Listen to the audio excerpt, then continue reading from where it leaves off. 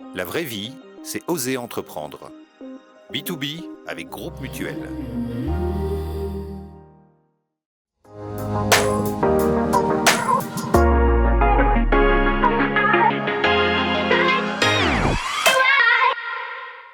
Bonjour Martha Denning, bienvenue dans B2B. Bonjour, merci. Voilà tout juste 2 ans que vous dirigez les Ports Francs de Genève, une institution emblématique de l'économie genevoise et du commerce international. Un site à la fois discret, mais aussi fascinant, connu bien au-delà des frontières suisses pour son activité de stockage et de logistique dans des biens de grande valeur. Lorsqu'on évoque les Ports Francs, on pense souvent aux œuvres d'art, aux tableaux de maître ou encore aux objets de collection, qui sont conservés dans des conditions de sécurité et de préservation très très strictes. Mais les Ports Francs, c'est aussi une entreprise, une PME, en pleine évolution. Et justement, vous avez récemment posé la première pierre d'un futur bâtiment des Ports Francs et entrepôts de Genève. À quoi servira cette nouvelle infrastructure ? Quels sont les besoins auxquels elle répond ? Et d'ailleurs, plus largement, que font les Ports Francs de Genève dont la création remonte à 1988 ? Quel est leur rôle dans l'économie genevoise ? Nous en rappellerons dans la deuxième partie de ce B2B. Mais tout d'abord, faisons connaissance avec notre invité. Avec plaisir. C'est la première partie portrait.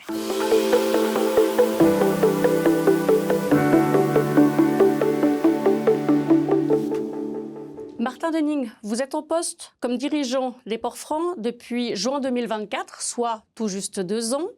Mais vous connaissez bien les Ports Francs pour avoir siégé au conseil d'administration comme représentant des actionnaires privés durant une quinzaine d'années. Votre parcours vous a amené à travailler pour la banque Safra Sarrazin, l'immobilier chez Implenia notamment, et plus de 15 ans chez SPG Partners pour du conseil immobilier aux propriétaires. Peut-on dire que vous êtes un spécialiste de l'immobilier et de la valorisation plutôt qu'un logisticien ou un douanier ? Alors effectivement, une longue carrière dans l'immobilier, principalement, plus de 40 ans maintenant avec mon âge. Et effectivement, je suis plus un professionnel de l'immobilier qu'un spécialiste de la logistique ou du transitaire. Mais sachez que c'était toujours un peu mon dada, l'immobilier industriel, donc forcément, je me retrouve très bien aux Ports Francs. Et pourquoi avoir rejoint les Ports Francs du côté opérationnel après toutes ces années côté du conseil d'administration ?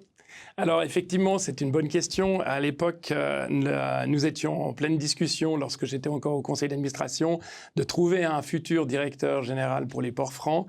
Et à un moment donné, il a été évoqué que j'avais le portrait parfait pour le futur, ayant connaissance des Ports Francs et ayant l'expérience immobilière, étant donné qu'on est arrivé à un moment critique où il a fallu imaginer l'avenir et le développement futur des Ports Francs au niveau immobilier. Vous parlez du portrait parfait. C'est quoi le portrait parfait du directeur des Ports Francs ? Avoir une connaissance un petit peu du fonctionnement des Ports Francs en soi, qui est assez complexe et qu'on y reviendra, je pense, dans la deuxième phase de la discussion aujourd'hui, et surtout connaître bien l'immobilier, le développement immobilier, où là, j'ai quand même mes lettres de référence depuis un certain nombre d'années, comme je vous ai expliqué.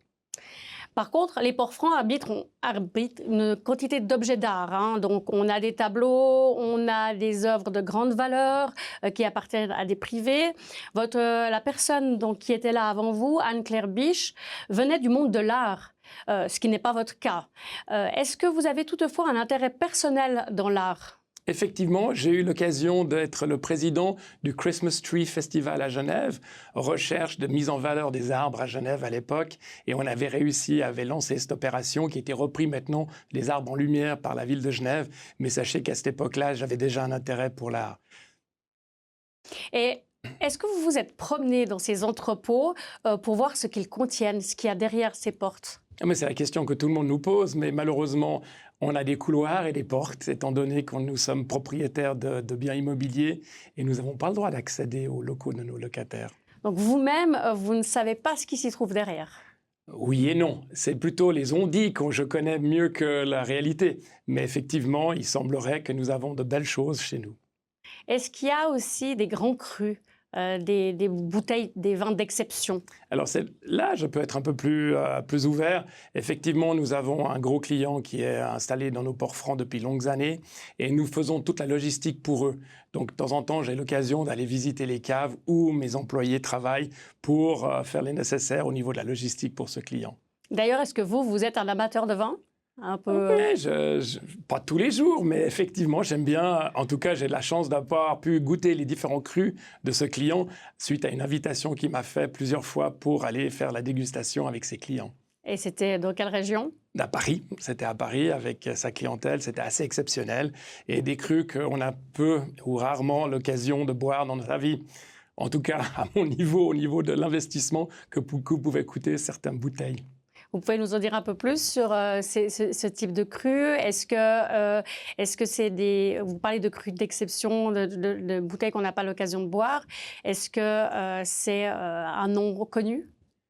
C'est des noms connus, mais malheureusement, je suis tenu au secret et je peux malheureusement pas vous expliquer quels sont les grands crus que nous avons chez nous.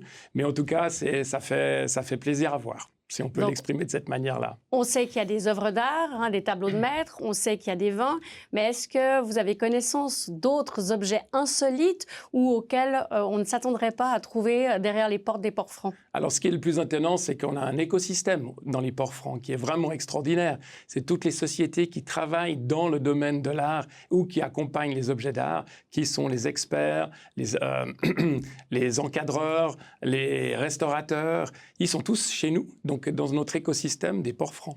Ce qui est extraordinaire, c'est ces gens-là, c'est eux qui font le port franc aujourd'hui. Oui, mais là, je voulais parler un peu plus de vous. Est-ce que vous pensiez un jour trouver un tel ou un tel objet derrière les portes des ports francs? Ou est-ce qu'il y a des choses plutôt, on va dire, courantes, bijoux, tableaux Comme je vous ai expliqué, malheureusement, je n'ai pas eu l'occasion d'aller visiter tous les locaux. J'ai eu l'occasion une fois de rentrer en local parce que nous avions eu un pépin technique. Mais ce que j'ai vu, c'est des tableaux, effectivement. Mais je ne peux pas vous dire qui ils étaient ou qui était là ou qui sont les artistes, étant donné qu'ils étaient dans des caisses. Donc, je ne pouvais pas savoir qu'est-ce qu'il y avait, mais en tout cas, il y avait quelques tableaux, effectivement. Revenons à votre parcours. Vous avez 64 ans. Vous vous étiez engagé pour 3 ans quand vous avez été recruté pour être du côté opérationnel des ports francs. Donc, un départ prévu fin 2027, si je ne me trompe. Est-ce que c'est juste? Exact. Effectivement, je me suis engagé pour livrer un nouveau bâtiment à un client qui nous a signé la prise de ce bâtiment de 15 000 m² que vous avez évoqué au début. Donc après fin 2026, ce sera votre retraite. Et qu'est-ce que vous pensez du fait de pouvoir travailler au-delà de 65 ans? D'ailleurs, allez-vous travailler au-delà de 65 ans? C'est une excellente question. Je ne sais pas encore, je n'ai pas encore planifié. Mais oui, j'ai très envie. Je suis encore jeune dans la tête et je pense qu'il y a pas mal de choses. Et l'avantage peut-être dans le secteur immobilier, c'est que nous pouvons faire pas mal de choses en dehors de notre âge de travail officiel. C'est-à-dire, on peut devenir consultant, on peut donner un coup de main, on peut faire de promotion immobilière, bref, plein de choses intéressantes dans notre secteur d'activité. Mais vous allez rester dans l'immobilier. Vous n'allez pas tout d'un coup faire une reconversion à 65 ans dans un autre domaine? J'ai mon expérience dans l'immobilier, je crois que je vais rester là-dedans, je crois que je suis assez bon et j'ai une bonne carrière là jusqu'à maintenant. Donc effectivement, pourquoi pas, effectivement, de poursuivre dans cette voie-là. Et à part l'immobilier, qu'est-ce qui vous passionne? Quand vous avez du temps libre, ce temps libre, il vous emmène où? À la montagne, en vélo, sur le lac, au golf, pas mal d'activités sportives. Faut savoir que j'ai eu beaucoup de difficultés dans ma jeunesse. J'ai eu un accident assez important de parapente et ça m'a pas mal handicapé pendant une période de temps. Et aujourd'hui, grâce à une super opération, je peux de nouveau être hyper actif au niveau sport et je suis très heureux, étant donné que toutes ces activités un peu limitées à l'époque et maintenant, je peux le faire plein temps. Donc l'avenir. La montagne, c'est quoi comme sport que vous faites? Ski, principalement VTT. Et un peu de marche. Maintenant que je peux renouveau marcher correctement, c'est une belle aventure. Les ports francs, en revenant aux ports francs, ils sont réputés secrets, comme on l'a dit. On va les découvrir dans la deuxième partie, entreprise.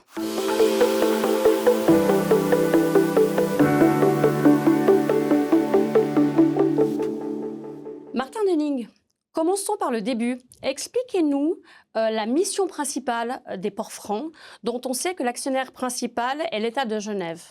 Alors, la mission principale des ports francs, c'est d'avoir un lieu de commerce nécessaire pour l'apport de marchandises de l'étranger, à la base, au début. Aujourd'hui, c'est une évocation différente. On est devenu un centre de compétences dans le monde de l'art et des biens de valeur. Et suite à ces différentes évolutions, aujourd'hui, nous sommes le centre mondial de l'art. Mais l'importance que nous avons chez nous, c'est cette collection de personnes qui travaillent autour de notre activité principale, qui est le stockage, et qui permet justement d'avoir un écosystème très développé dans ce monde-là et qui attire de plus en plus les gens à venir se proposer de stocker chez nous. Maintenant, sur un plan un peu plus économique, on sait que les loyers font l'essentiel de vos recettes, 90% si je ne m'abuse. Oui. En 2025, vous aviez un chiffre d'affaires de 23,6 millions pour un résultat net de 1,3 million, qui était un petit peu en dessous des 2,3 millions de l'année d'avant. Expliquez-nous pourquoi. Alors effectivement, c'est lié aux investissements nécessaires pour toutes les études de faisabilité pour la suite de l'entretien et la maintenance de nos bâtiments. Vous avez évoqué que nous avons donc de 1800... Quelle année c'était, vous avez dit ? 1888. 88, donc 130 ans, mais le bâtiment existant aujourd'hui, le plus emblématique des Port-Francs, il est de 1962. Et donc, il a mon âge. Donc, il a besoin d'une rénovation. Donc, forcément, on a dû faire des études de faisabilité, de comment restructurer ou de rénover ce bâtiment pour le futur. Mais entre-temps, on a réalisé qu'il était nécessaire de construire un bâtiment pour pouvoir faire des rocades opérationnelles avec nos locataires existants pour pouvoir entreprendre la rénovation du bâtiment historique. Nous allons revenir justement sur ce nouveau bâtiment, mais d'abord, moi, j'aimerais savoir comment se présente l'année 2026. Est-ce que vous allez revenir sur des niveaux bénéficiaires de 2024? Alors, pas de souci, effectivement. Nous avons réussi à faire la quadrature du cercle, c'est-à-dire on a réussi à mitiger nos dépenses pour pouvoir profiter et de donner du profit futur à nos actionnaires. Et si on doit revenir sur l'autre aspect en dehors du bénéfice, quelles sont vos principales charges au Port-Franc, les principaux coûts que vous avez? Peut-être que les gens ne sont pas au courant, mais nous sommes sur un droit de superficie, c'est-à-dire que nous louons un terrain à l'État de Genève et nous avons aussi une dette hypothécaire sur nos bâtiments. Comme tout promoteur immobilier ou développeur immobilier, nous avons une charge d'hypothèque que nous payons. Ça, sont les deux postes les plus importants, avec ensuite notre personnel et nos ressources humaines. Ok. On revient sur le nouveau bâtiment. Vous avez posé la première pierre du futur bâtiment de 15 000 m² qui viendront compléter les 150 000 m² existants. Si on veut avoir une proportion, ça fait à peu près 23 terrains de foot internationaux. Oui, effectivement, c'est grand. Mais est-ce que tout est déjà complet ? Alors, on a eu la chance du développeur, c'est-à-dire lorsque nous avons commencé à entreprendre la vision de la construction d'un nouveau bâtiment, nous avons imaginé de voir quel pourrait être un partenaire pour le prendre ou l'utiliser. Et on est tombé avec beaucoup de chance sur un locataire qui va reprendre la totalité de ce bâtiment. Donc, on est parti avec un locataire et un bail signé avant même de poser la première pierre. Est-ce que ça veut dire qu'il nous faudrait un bâtiment supplémentaire dans les années à venir? Exactement, et c'est pour cette raison que nous avons fait aussi des études de faisabilité.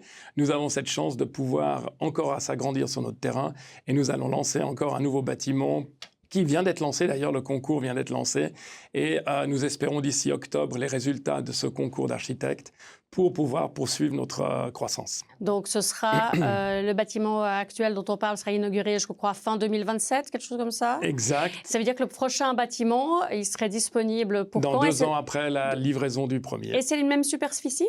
C'est à peu près la même taille, effectivement. Sur le même endroit, vous poussez les murs? Non, on avait un peu de réserve, donc forcément, ça nous permet de nous organiser dans ce sens-là. L'avenir va peut-être être plus compliqué pour faire le développement du site. Mais c'est pour ça qu'on a fait ces études de faisabilité et de voir la capacité de résistance de nos immeubles. Donc, si un seul locataire va prendre les 15 000 m² qui vont sortir de terre d'ici 1 an et demi, est-ce que vous avez déjà des demandes pour le bâtiment à venir qui n'est pas encore construit? Effectivement, on a eu déjà les prémices de demandes par rapport à cela ou des agrandissements de locataires existants au sein des Port-Francs qui ont besoin de s'agrandir par l'évolution de leur business. Donc, pour nous, c'est vraiment une vision à long terme excellente pour le futur des Port-Francs. D'ailleurs, justement, parlons de vos clients. Déjà, combien vous avez de clients au Port-Franc? Si je ne me trompe pas, y compris les places de parking, on a environ 500. Les places de parking, ça représente combien de vos locataires? Non, j'en sais rien, je crois 70 ou 80, on n'a pas autant que ça, mais c'est surtout le fait qu'on a beaucoup de petits locaux et des grands locaux. Forcément, les gens qui stockent beaucoup de choses ont besoin d'artistes, et d'artistes dans le sens des restaurateurs. Ceux-là ne vont pas prendre 500 mètres carrés ou 600 mètres carrés. Donc, pour cette raison, nous avons pas mal de petites surfaces et des petits baux, mais qui font les charmes du Port-Franc. Donc, vous dites que la majorité des bails à loyer ou des baux à loyer des ports francs, c'est des petites surfaces. C'est quoi une petite surface pour les ports francs à peu près? Environ 100 mètres carrés. D'accord. Et puis, vous avez quand même Là, vous dites que vous avez un grand locataire de 15 000 mètres carrés. Est-ce que vous en avez d'autres dans les 150 000 carrés qui ont autant de superficie? On a plusieurs, effectivement, qui nous prennent quand même pas mal de surface, qui est avec un plaisir qu'on travaille avec eux. Mais c'est vrai qu'ils ont une grande partie des surfaces des ports francs, oui, effectivement. C'est des clients locaux ou internationaux? Les deux. Votre typologie? Les deux. Typiquement les deux. Donc, c'est des entreprises dans le transit ou dans le stockage de vin. Et puis, le prochain client qui va prendre les 15 000, c'est un client international ou local? C'est un client international. Dans le stockage de vin? Dans le stockage de l'art. D'art. Maintenant, partons sur la concurrence des ports francs. Hein. Donc, les ports francs aujourd'hui font face à la concurrence d'autres infrastructures, hein, notamment certaines inspirées du modèle des ports francs, à l'image de Freeport Singapour, hein, créé en 2010 par Yves Bouvier. Yves Bouvier, qui est un ancien dirigeant et propriétaire des ports francs genevois.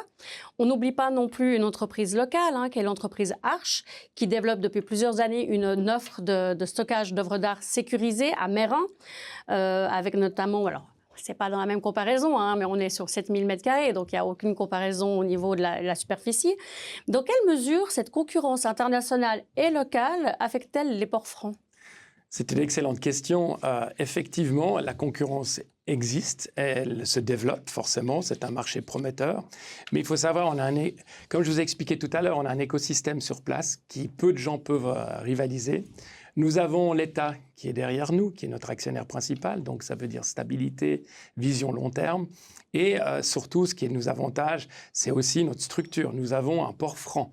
On a des douaniers chez nous, donc c'est différent des autres bâtiments qui sont sous un régime spécial qu'on appelle EDO, entrepôts douaniers ouverts, qui ont des autres conditions de travail que nous n'avons pas. Donc forcément, ça nous permet d'être un petit peu précurseurs dans ce secteur-là et d'avoir quelques avantages opérationnels de ce sens-là. Revenons donc justement sur une des personnes qui a créé ces ports francs à Singapour, Yves Bouvier, et c'était une des figures les plus influentes des ports francs à Genève qu'on connaissait bien, avant l'affaire entre lui et l'homme d'affaires russe Dimitri Ribolovev. Quel regard portez-vous aujourd'hui sur cet héritage, sur son héritage C'est oui, effectivement intéressant, mais je crois qu'il y a une émission à la TSR qui a été faite sur la vie de Yves Bouvier au sein des ports francs. Il faut avouer que oui, effectivement, Yves a été un précurseur dans la vision de la stabilité économique de notre pays, la stabilité du fonctionnement des ports francs, et a amené un certain marché auprès de cet institut. Et ce qu'il ne faut pas le cacher, c'est un élément qui est assez important, et nous avons pu évoluer sur cette image-là, pas son image, pardon, mais surtout son idée pour développer ce qui est aujourd'hui les ports francs. Et puis, vous parliez tout à l'heure de stabilité avec l'État qui était donc l'État de Genève, votre principal actionnaire. La Suisse aussi bénéficie d'une image un peu de neutralité et de sécurité, hein, ce qui est d'autant plus important avec les différents conflits que nous vivons actuellement. Cela joue-t-il un rôle dans le succès des ports francs de Genève et dans quelle mesure ? Je crois que c'est un élément qui peut exister, mais je ne vais pas m'engager dans la politique mondiale, ce n'est pas mon rôle. Mon rôle, c'est de fournir des prestations de services à des gens qui souhaitent stocker des biens culturels ou autres chez nous au sein des ports francs. Et je veux dire, ce qui est important, comme je dis, c'est cette vision, c'est qu'on est là pour garder, conserver et maintenir les biens culturels du monde, si on peut le dire de cette manière. Donc, d'une certaine manière, des conflits peuvent être intéressants pour un port franc si pour autant on peut avoir une entente avec le pays qui est en conflit. Et par exemple, pour rien vous cacher, il y a eu une période où les biens de Gaza étaient stockés au port franc suite à une exposition qui a été faite à Genève et qui a amené au moment de la guerre, de devoir stocker ses biens, ce que nous avons fait. Donc, on apporte d'une certaine manière un visage différent à la préservation de la culture, parce on a cette chance de pouvoir les garder dans des conditions exceptionnelles. Et au moment où il faudra peut-être les restituer, on les restituera en bon état et en bonne forme. Oui, il faudra les restituer, ça veut dire qu'ils sont toujours ici? Ça, je ne sais pas, parce que je ne suis plus du tout au courant de ce sujet-là. Et est-ce que depuis le début de ces conflits, donc des différentes guerres, vous avez vu, votre chiffre d'affaires n'a pas bougé, mais est-ce que vous avez vu un changement dans la demande de vos clients ou des nouveaux clients qui seraient arrivés vous demandant de préserver ou de stocker certaines œuvres d'art venant de ces régions-là? Alors, ils demanderont certainement de stocker plein de choses, pas uniquement des œuvres d'art, mais je vais vous répondre par une petite réponse. Si vous avez besoin de stocker, allez, on va dire 500 millions de tableaux, vous les stockez à l'étranger ou vous les stockez à Genève? Forcément dans un pays neutre et puis sécuritaire. Vous avez répondu à la question, merci. Donc, revenons sur une autre imaginaire collectif. Il y a un imaginaire collectif qui veut qu'il y ait des choses secrètes. Vous avez parlé de discrétion, certains parlent d'opacité, mais il veut qu'il y ait des choses secrètes se passent derrière ces portes des ports francs. Est-ce que c'est vrai? Mais qu'est-ce que vous appelez secret? Qu'est-ce que c'est qu'une opération secrète? C'est l'imaginaire collectif qui voudrait dire qu'il y aurait des trésors et que voilà, ça attise la convoitise, le fait de ne pas savoir. De ne jamais pouvoir avoir pu pénétrer. Le but, c'est d'éviter que les gens pénètrent. Donc, on a un service de sécurité qui veille et qui protège bien le site. Mais dans le sens que vous évoquez, oui, peut-être qu'il y a eu des histoires là-dessus. Mais je vais vous prendre une image assez importante pour comprendre comment c'est un fonctionnement d'un port franc. Vous voyagez. Vous faites une halte intermédiaire dans un pays en transit. Et avant d'arriver à votre destination, parce que vous devez changer d'avion. Les ports francs, c'est la même chose. C'est-à-dire que les gens déposent les biens chez nous, ils sont en transit. Au moment où ils vont sortir du transit, ils vont être taxés fiscalement ou opérationnellement. Mais vous voyez, cette image que je veux montrer, les ports francs, est un endroit où on stocke les choses pour les préserver à long terme, avec une vision de qualité par rapport à ça et de discrétion. Alors, ce qui peut se passer par rapport à ce qu'on dit à l'extérieur, je ne suis pas maître, étant donné comme... Vous savez, en tant que propriétaire, on ne peut pas rentrer dans les locaux, donc on ne sait pas ce qui se passe. Nous sommes que là des propriétaires qui louent à des transitaires que eux savent ce que leurs clients font et comment ils les fabriquent, et comment ils opèrent, excusez-moi. On a parlé tout à l'heure du fait que vous aviez un contrat de 3 ans, que vous allez arriver à la retraite. Comment est-ce que vous voyez votre relève? Qui pour diriger cette équipe d'une 30aine de personnes? Alors, quand on est patron, on doit s'entourer de gens qui ont des compétences meilleures que nous. Donc aujourd'hui, on est en train de s'organiser avec ma direction, de mettre en place toute une équipe de management nécessaire pour l'avenir. Ce n'est pas moi qui choisira, mais en tout cas, je fais en sorte que tous mes collaborateurs proches puissent prendre la relève dans le futur. Mais c'est mon conseil d'administration qui décidera in fine de comment on s'organise pour le futur. Est-ce que vous allez rester justement au conseil, revenir, on peut dire, au conseil d'administration une fois que vous quitterez l'opérationnel? Ce sera un plaisir, mais je ne pense pas que ça va se faire de cette manière-là, non. Est-ce que c'est difficile de recruter des gens de confiance ou recruter des gens pour travailler au port franc? Vous dites une 30aine de personnes, c'est quoi le profil des collaborateurs des ports francs? Alors, principalement, au niveau de la direction, c'est des gens qui viennent en partie de l'immobilier, puisque forcément 90% de notre chiffre d'affaires vient de l'immobilier. Nous avons des gens spécialisés dans le monde de l'art et du vin. Et dans ces 30 personnes, nous avons aussi un nombre certain de manutentionnaires et du personnel de terrain, et que je les remercie pour leur bon travail et tout ce qu'ils font pour nous aujourd'hui, suite à ces 2 années de changement opérationnel. Dernière question, vous parlez de ces 30 personnes au profil divers. Est-ce que la votation de dimanche sur une Suisse à 10 millions changera-t-elle quelque chose dans l'organisation de vos ressources humaines? Je n'ai pas de boule de cristal, je ne peux pas vous répondre à cette question. Mais effectivement, on peut voir ça comme un frein à l'économie future. Mais ce n'est pas moi qui va décider, c'est les urnes. Merci Martha Dunning. Nous arrivons au terme de cette émission. Mais avant de nous quitter, je vous propose de répondre au questionnaire de Proust. Quel est votre principal défaut? C'est une bonne question. C'est attendre les résultats avant qu'ils arrivent. Quel conseil donneriez-vous à quelqu'un qui crée son entreprise? Entoure-toi des meilleurs collègues possibles et qui sont meilleurs que toi. Quelle devise vous répétez-vous chaque jour? Try everything. Quels sont les 3 objets que vous emmèneriez absolument sur une île déserte? Comme bon Suisse, un couteau suisse. Un petit kit de survie et peut-être une bonne bouteille d'eau. Qu'aimez-vous le plus chez vos amis? Leur sincérité et leur amitié. Si vous n'étiez pas vous-même, qui aimeriez-vous être? Neil Armstrong, pourquoi? Parce que quand j'étais petit, j'ai eu l'occasion de le voir à la télé marcher sur la Lune. C'était extraordinaire. J'étais petit aux États-Unis et franchement, ça a été un moment assez émotionnel dans ma vie.